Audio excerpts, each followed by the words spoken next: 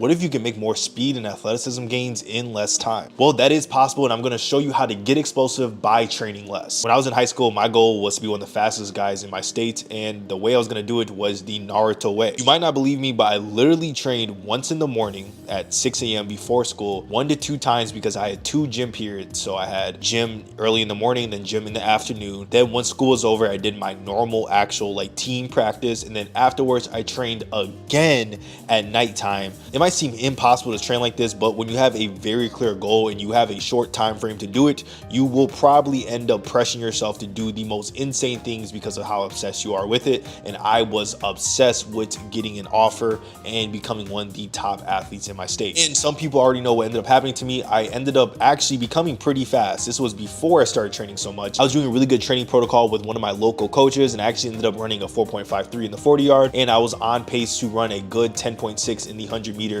for my senior year of high school. But once I started driving up the training load, doing 3 to 4 days, because I started getting nervous and the season started coming up soon, I ended up tearing my hamstring on my left leg and also tearing my ACLs later that season. This was all simply due to central fatigue. I was flat out overtraining my body, not letting my tendons recover, not letting my muscles recover, training while sore, doing way too much high intensity work, and adding on all this low intensity work that was just busy work that ended up really tearing my tendons apart, giving me these stupid tears that I could have easily avoided just by training less. But I've learned how to actually train athletes, and I know how to optimize your training sessions to make them as short as possible. So I'm going to give you a simple framework that you can apply today to improve your training sessions so they can be as short as possible, probably even 30 minutes, while making more gains than 90% of athletes. When your goal is to train like a minimalist and train as little as possible but make the most gains, you need to split your training into categories. For the warm-up portion of the training session, we're going to cut that down as low as possible. We're going to do 1 to 2 minutes for your warm-up session.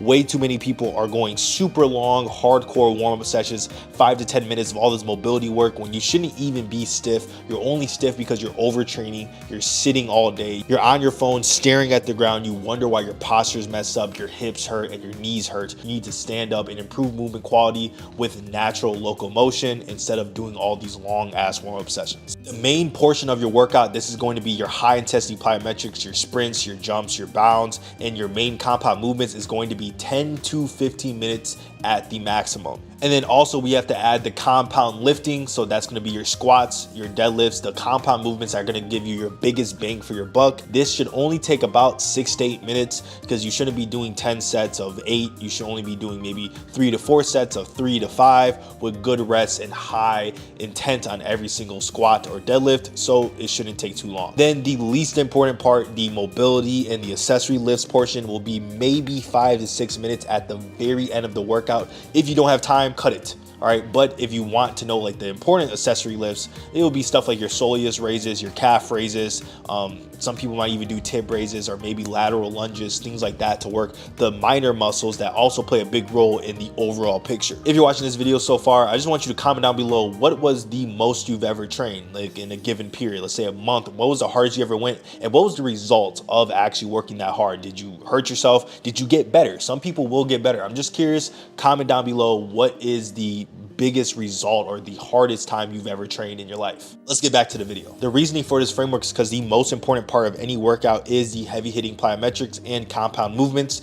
This is where you actually develop athletic qualities that are important, like rate of force development, overall force production, elastic power, eccentric rate of force development, and many other things that actually transfer directly onto the track, onto the basketball court, onto the football field, things that actually transfer. And then instead of spending all this time on the little things like the warm up, trying to feel better, you can just do that on the side or recover well, and you won't even need a big warm up. But if you are actually a good mover and you have good biomechanics, you have good training, you don't really need a crazy warm up. You just need to jog for about like a minute or two, do some low level plyometrics, and you will be good to go. If you are one of those people who put too much time into your warm up, you're going to end up being too fatigued for your main compound movements. So even if you did somehow fit it in a 30-minute session where you're not, going over time, you're training for a short period of time, you're still going to be fatigued. And that means there's gonna be lower outputs, which is gonna give you lower gains in the long run when it comes to your explosiveness. And if you put too much time into the accessory lifts, all the tib raises and the soleus stuff, all the stuff you see on TikTok, you're not actually putting enough time into the heavy hitting stuff. They're going to develop the most important athletic qualities, all you end up doing is developing the little stuff that doesn't really make a difference. It's time for you to figure out the right exercises to pair with this correct framework. So go check out this video right here on how to actually pick exercises